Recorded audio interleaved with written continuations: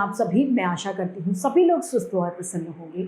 आज हम हमारा पाठ विराम चिन्ह को पढ़ेंगे और समझेंगे। तो आइए शुरू करते हैं इस पाठ को। यह है पाठ यानी 14 विराम चिन्ह। आइए इसे पढ़ते और समझते हैं।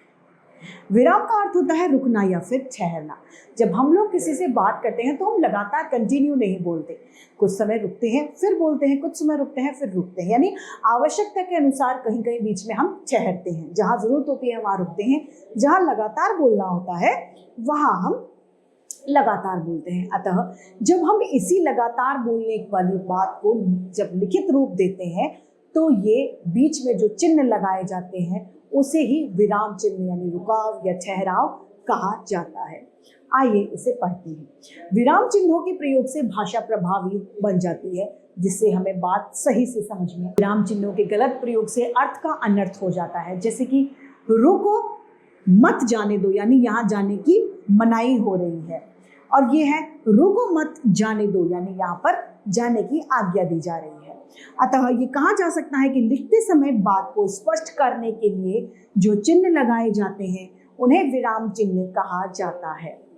विराम चिन्ह के कुछ प्रकार हैं यहाँ पर, वो दिए गए हैं। पहला है पूर्ण विराम, दूसरा अल्प विराम, तीसरा अर्ध विराम, चौथा प्रश्न सूचक, पांचवा विस्मय बोधक, छठा उद्धरण चिन्ह, सातवां योजक चिन्ह, आठवां निर्देशक चिन्ह, नौवां संक्षेप चिन्ह, 10वां कोष्ठक और 11 विवरण चिन्ह। यानी 11 चिन्हों के बारे में हम इस पाठ में पढ़ेंगे।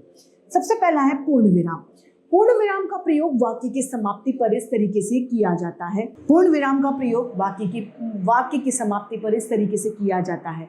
इसके प्रयोग से यह पता चल जाता है कि यहाँ पर वाक्य समाप्त हो गया। जैसे मैं कल गंगा जी नहाने गया था, मैं कल गंगा स्नान के लिए गया था के बाद में हम पूर्ण विराम का प्रयोग करेंगे ताकि ये पता चल जाएगा कि यहाँ पर ये वाक्य समाप्त हो गया है। दोहा, चौपाई, सवैया आदि की पहली पंक्ति के अंत में पूर्ण विराम और दूसरी पंक्ति के अंत में दोहरा पूर्ण विराम चिन्ह लगाया जाता है।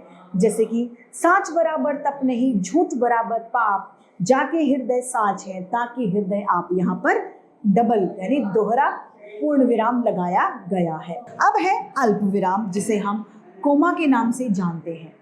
वाक्य में जहां पर कम समय के लिए हमें रुकना पड़ता है वहां पर अल्प विराम यानी कोमा का प्रयोग किया जाता है। जैसे आओ, बैठो और थोड़ा विश्राम करो, राम, श्याम और मोहन। तो राम श्याम के बीच में क्या लगाया हमने? अल्प विराम का प्रयोग। प्रधान वाक्य के बीच में कोई आश्रित उपवाक्य आने पर, जैसे कि वह लड़का जो सड़क पर रो रहा था, यानी वह लड़का जो और रो रहा था के बीच में हमने क्या लगाया? वह है संबंध बोधक हाँ या ना के बाद में। मोहन, जरा इधर आओ। हाँ, मैंने उसे अपनी आंखों से देखा। नहीं, रवि आज नहीं आया है, इसका उदाहरण है। उद्धरण चिन्ह से पहले, जैसे कि मैंने कहा के बाद में हमने क्या लगाया? अर्धविराम। मोहन आज नहीं आया। ड है तारीख या सन या संवत से अलग करने के लिए, जैसे कि 26 जनवरी के बाद में अर्धविराम। 1950 को हमारा संविधान लागू हुआ था। च है क्रिया विशेषण पदबंध को अलग करने के लिए, जैसे कि वह घर पर होते हुए भी, तो भी के बाद में और वह के बाद में हमारे यहाँ नहीं आया, इसके उदाहरण है।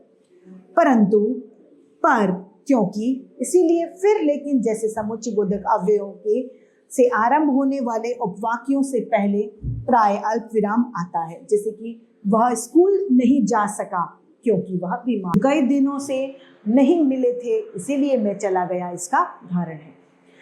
जब मिश्र वाक्य में समुच्चय बोधक अव्यय लुप्त हो जाता है यानी छुप जाता है, जैसे कि मैंने कहा मैं बीमार हूँ। विराम, अर्धविराम यानी आधा विराम, जिसका शाब्दिक अर्थ होता है दो वाक्यों के बीच में अल्प विराम लगने की भांति होने की संभावना, जहां अर्धविराम का प्रयोग किया जाता है। जैसे जो तुम्हारे मन में आए करो के बाद में हमने अर्धविराम लगाया, जहां पर ज्यादा रोका जाता है, यानी अर्धविराम से ज्यादा इसमें रोका जाता है। जो तुम्हारे मन में आए करो के बाद में हमने अर्धविराम लगाया, बस हमें शांति से रहने दो। ईमानदारी मनुष्य का गुण है, बेईमानी दोष। तो गुण के बाद में हमने क्या लगाया? अर्धविराम और फिर शुरू। अगला है हमारा प्रश्न सूचक चिन्ह। वाक्यों में सीधा प्रश्न पूछने के लिए प्रश्न सूचक चिन्हों का प्रयोग किया जाता है, जैसे कि तुम घर कब आओगे, तुम्हारी नई कार कौन ले गया है, यह किताब किसने गिराई है, आदि इसके उदाहरण है।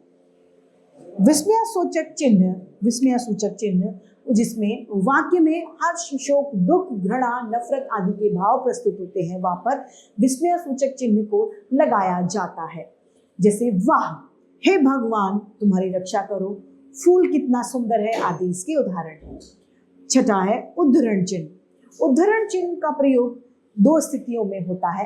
पहला, जब किसी कथन को ज्यों का त्यों लिखा जाता है, यानी हूबहू लिखा जाता है, तो उसमें दोहरे उद्धरण चिन्ह का प्रयोग किया जाता है। जैसे नेताजी ने कहा था, तुम मुझे खून दो मैं तुम्हें आजादी दूंगा, तो उनके द्वारा किया गया कथन जो है वो हूबहू लिखा गया, और वो किसमें लिखा जाएगा, दोहरे उद्धरण चिन्ह में। दूसरा है जब किसी पुस्तक, समाचार पत्र, कवि, लेखक आदि के नाम को इकहरे उद्धरण चिन्ह में लिखा जाता है। यानी जैसे क्या आपने गोदान, जो मुंशी प्रेमचंद्र जी द्वारा रचित है, गोदान को पढ़ा, तो गोदान को हमने इकहरे उद्धरण चिन्ह में लिखा है। अब है योजक चिन्ह। योजक चिन्ह अर्थात सामसिक शब्दों का या पुनरुक्त शब्दों के बीच योजक चिन्ह का प्रयोग किया जाता है, जैसे कि नर नारी, माता पिता, खाते खाते, पुण्य पाप आदि इसके उदाहरण हैं। आठवां है निर्देशक चिन्ह। इस चिन्ह को रेखिता चिन्ह भी कहा जाता है। यह योजक चिन्ह से बड़ा होता है। इसका प्रयोग अग्रलिखित यानी आगे लिखी हुई स्थिति के विस्तार के लिए किया जाता है। जैसे विवरण देने के लिए, में अशोक के दो बेटे हैं, उन दो बेटों के नाम के आगे क्या लिखा जाएगा, सुधीश और शोक। उद्धृत वाक्यों से पहले अशोक ने कहा, फिर डैश लगाया, कमल पढ़ रहा है। कवि लिखता है, नारी तुम केवल श्रद्धा हो। चौथा नमा है संक्षेप चिन्ह। इसे लाघव चिन्ह के नाम से भी जाना जाता है। इसका कार्य किसी शब्द को संक्षिप्त करने में किया जाता है। जैसे डॉक्टर के आगे डॉ लिखकर लाघव चिन्ह जो कि इस तरीके से लगाया जाता है, उसका प्रयोग कर दिया जाता है। पंडित के आगे प लिखकर लाघव चिन्ह का प्रयोग कर देता है। यानी लाघव चिन्ह या फिर संक्षेप चिन्ह का प्रयोग किसी चीज, किसी शब्द को संक्षिप्त रूप में करने के लिए किया जाता है। 10वां है कोष्ठक।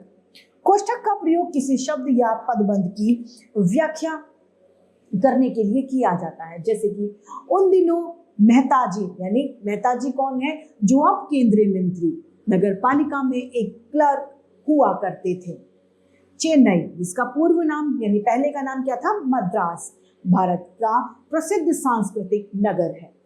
11वां चिन्ह है विवरण चिन्ह। जहां विवरण देने की आवश्यकता होती है वहां पर विवरण चिन्ह का प्रयोग किया जाता है। जैसे कि यह उपन्यास सरल और प्रभावपूर्ण भाषा में लिखा गया। अब यहाँ पर क्या लिखा गया है, इस उपन्यास की विशेषताएं हैं।